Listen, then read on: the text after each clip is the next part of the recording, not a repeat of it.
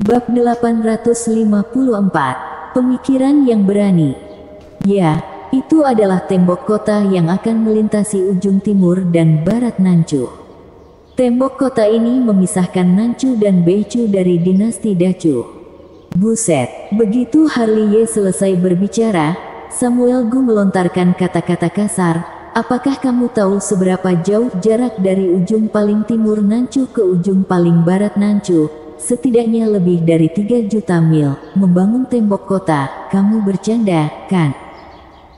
Harley Ye, kamu seharusnya tahu kalau tembok kota tidak terlalu berarti bagi kultivator. Jelvin Zong mengerutkan kening. Orang lain juga pada dasarnya memiliki ekspresi yang sama dengan dirinya. Untuk pertama kalinya, pemikiran Harley Ye berbeda dari semua orang. Semua orang sedikit mengernyit, karena tembok kota yang melintasi sisi timur dan barat Nanchu bukanlah lelucon. Berapa banyak tenaga kerja dan sumber daya material yang dibutuhkan? Tentu saja aku tahu harga dari melakukan ini. Harley Ye menarik napas dalam-dalam, tapi memang perlu. Kenapa 3 sekte Nanchu runtuh dalam waktu sesingkat itu? Kenapa Nanchu bisa disatukan oleh kita dalam waktu sesingkat ini? Apa hanya karena situasi Nanchu yang rumit? Apa hanya karena kita banyak?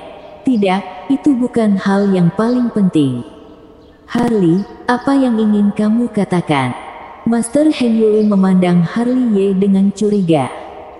Tentara sekte Yan Huang menuju ke selatan, pasukan utama di Nanchu tidak menyadarinya sama sekali. Ini adalah langkah paling kritis dalam penyatuan Nanchu. Harley Ye berkata perlahan, karena tentara sekte Yan Huang mendukung, dan karena kita berada dalam kegelapan, itu sebabnya kita bisa menang dengan begitu mudah, tapi... Setelah mengatakan itu, Harley Ye melirik semua orang dan melanjutkan, tapi bagaimana situasinya kalau tentara sekte Yan Huang memiliki tembok kota yang membagi Nanchu sebelum pergi ke selatan? Apa pasukan kultivator besar sekte Yan Huang akan bisa masuk ke dalam Nanchu segampang itu? Tidak, tidak akan bisa. Tanpa dukungan tentara sekte Yan Huang, tidak ada kemungkinan kita ingin menyatukan Nanchu hanya dengan mengandalkan beberapa orang dari kita. Aku tidak setuju dengan apa yang kamu katakan. Qilian Zong menggelengkan kepalanya dengan lembut. Bahkan kalau Nanchu memiliki tembok kota yang membagi Nanchu dan Beichu, ketika tentara sekte Yan Huang menuju selatan, kita masih bisa menyelinap masuk, tetapi hanya butuh sedikit lebih banyak waktu. Kamu harus tahu, itu adalah tembok kota yang melintasi ujung timur dan barat Nanchu lebih dari 3 juta mil jauhnya. Tidak sulit untuk masuk dalam jarak yang begitu jauh. Tapi yang akan terbuang adalah waktu. Harley Ye melanjutkan, bayangkan, kalau waktu disia-siakan dengan menyelinap ke Nanchu, maka kita tidak akan bisa menyelamatkan paman guru sekte dan yang lainnya hari itu. Kita tidak akan bisa mengambil sekte Heng Yue dengan mudah, dan keadaan tidak akan semulus itu setelah itu. Nanchu mungkin masih dalam keadaan kacau sekarang. Kalau dipikir dari segi ini, ada benarnya juga. Master Wuya mengangkat bahu. Bukannya kita beruntung, tapi kita lebih awal. Kalau ada perbedaan waktu di setiap tempat, tidak akan ada istana surgawi hari ini. Aku setuju untuk membuat tembok kota. Meskipun Master Wuya mengangguk setuju, masih ada orang di aula yang mengerutkan kening. Karena masalah ini tidak dapat diselesaikan dalam 1 atau 2 hari. Bagaimana kita menyatukan Nanchu selangkah demi selangkah, para senior sangat jelas. Harley Ye melihat sekeliling pada semua orang. Tapi kita tidak dapat menjamin bahwa kekuatan lain juga akan menggunakan metode ini untuk menghancurkan istana surgawi. 1 atau 2 orang tidak mengerikan. Tetapi kalau pasukan kultivator masuk ke dalam, itu adalah bencana besar. Kita harus menjaga tempat ini seperti bagaimana kita mendapatkannya. Kamu begitu yakin dengan membuat tembok kota, maka pasukan kultivator utama Beichu tidak akan bisa masuk. Zulkarnain Sangguan memandang Harley Ye sambil berpikir. Kata-kata senior tepat pada intinya. Harley Ye tersenyum. Karena kita akan membuat tembok kota, itu sudah pasti bukan sebuah tembok kota biasa, itu adalah tembok kota dengan kumpulan formasi serangan, formasi batasan wilayah, serta larangan, yang dapat menyerang dan bertahan, bukan untuk menahan manusia awam, tetapi untuk menahan kultivator. Kamu sepertinya belum membicarakan intinya. Zulkarnain Sangguan berkata dengan santai, dengan tembok kota yang begitu panjang, bagaimana kamu mencegah pasukan kultivator dari pasukan utama dari Beicu menyusup masuk? Tentu saja ada caranya. Harley Yang menyeringai. Karena ada tembok kota, secara alami akan ada gerbang kota. Orang-orang dari Beicu ingin datang ke Nancu, mereka tidak bisa memanjat tembok itu. Mereka harus melalui gerbang kota. Gerbang kota itu juga bukan gerbang biasa. Ada banyak batasan di gerbang kota, tidak semua orang bisa masuk. Adapun mereka yang memanjat tembok, jangan terlalu banyak berpikir, bunuh saja langsung.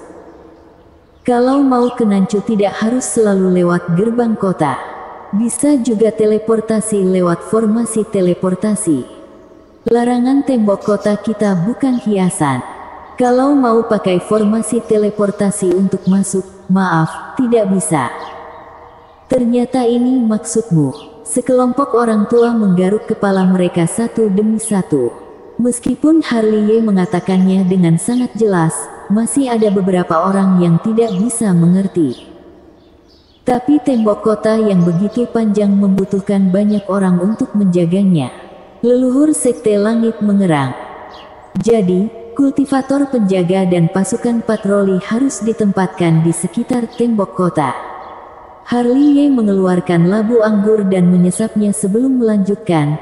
Kalian para senior tidak perlu khawatir tentang ini. Begitu ada perubahan di tembok kota, 1/4 jam saja sudah cukup. Tentara Istana Surgawi akan langsung muncul dan menghajar mereka. Apakah mereka masih akan berani datang ke Nancu? Bahkan kalau mereka berani, biarkan saja mereka masuk, tinggal tutup gerbang dan hajar mereka habis-habisan. Ini sudah sering kita lakukan. Setelah berbicara, Harley melihat sekeliling pada semua orang lagi. Para senior, bagaimana menurut kalian ideku ini? Bagus, sangat bagus. Tuan Suge segera berkata, meskipun jumlah pekerjaannya agak besar, tapi kita memiliki banyak orang. Bagaimana dengan senior yang lain? Harley tersenyum pada Kaisar Pisau dan leluhur Sekte Langit. Harus kukatakan, ini adalah ide yang berani. Jelvin Zong menarik napas dalam-dalam. Hanya 3 juta mil lebih, kita bangun saja tembok kotanya. Tidak masalah. Jawaban Kaisar Pisau masih tegas. Setelah dia mengangguk, yang lain juga tidak ada yang berbicara lagi. Masalahnya adalah ide Harley yang memang menakutkan, tetapi sangat praktis. Kalau begitu, kita putuskan saja begitu. Harley yang menghela napas lega. Di antara Istana Surgawi, siapapun yang mahir dalam teknik memasuki tanah, formasi batasan wilayah, dan larangan, besok langsung berangkat menuju perbatasan Nancu dan Beicu. Sambil berbicara, Harley terus menunjuk ke peta 9 negara langit misteri. Di persimpangan Nancu dan Beicu, ada juga banyak kota kuno dan pegunungan. Kita akan bekerja sama untuk menghubungkannya, ini akan menghemat banyak waktu. Kalau perlu, kerahkan kekuatan supranatural untuk memindahkan gunung dan lautan. Juga, tarik pasukan kultivator ke perbatasan Nancu dan Beicu, untuk berjaga-jaga kalau pasukan Beicu datang untuk membuat masalah. Selama periode ini, kota Danceng harus bekerja sama tanpa syarat untuk menyediakan pil obat dan perbekalan. Orang-orang yang tersisa akan mengintegrasikan berbagai departemen Istana Surgawi secepat mungkin, mendirikan markas Istana Surgawi, markas 3 sekte, markas 9 aula, dan 81 gerbang. Untuk para pemberontak, bunuh saja langsung di tempat. Harley benar-benar bertindak tegas, satu demi satu perintah diturunkan, membuat orang-orang tua yang hadir menghela napas. Mereka merasa otak Harley Ye tidak seperti otak manusia, pemikirannya benar-benar komprehensif. Haiya, harus bekerja keras lagi kali ini. Master Wuya dan Samuel Gu telah keluar, salah satunya mahir dalam formasi, yang lainnya mahir dalam formasi batasan wilayah. Bukankah mereka harus bekerja keras dalam masalah membangun tembok kota? Kami juga tidak tinggal diam.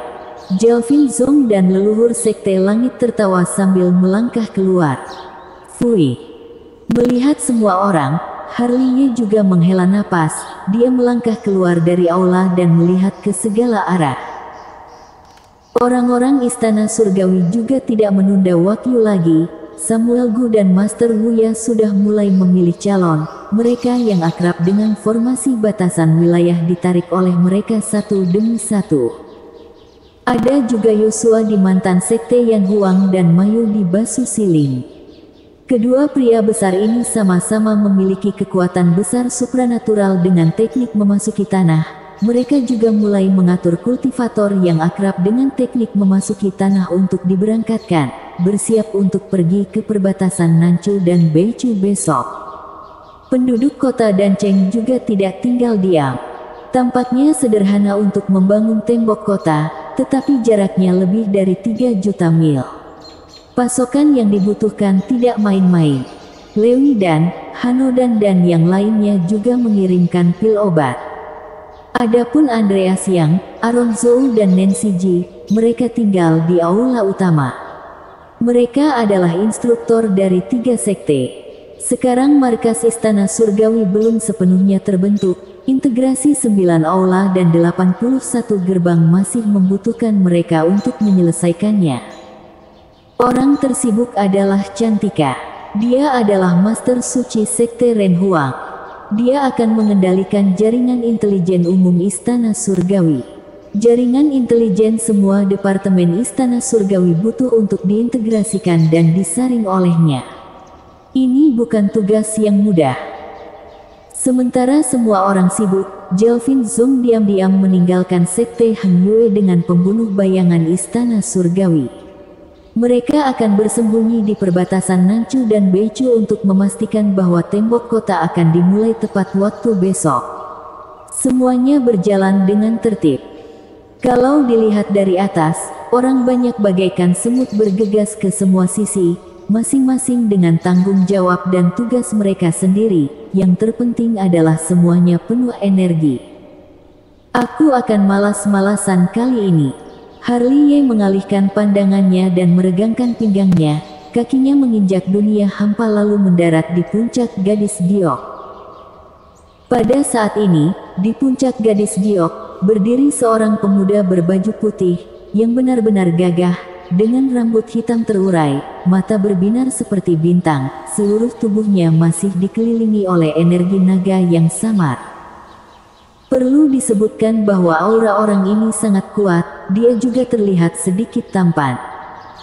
Kakek naga, di mana kamu menemukan tubuh ini? Harley Ye mengangkat kakinya dan berjalan mendekat. Pertama-tama dia mengamati naga kuno mistik ke atas dan ke bawah. Lalu menghela napas, dia sangat tampan, sungguh menyebalkan. Dinasti Dacu benar-benar memiliki reinkarnasinya sendiri. Naga kuno mistik berkata santai, mengabaikan penilaian Harley Ye tentang dirinya. Mendengar ini, Harley Ye mengerutkan kening dan menatap naga kuno mistik tanpa menyipitkan mata.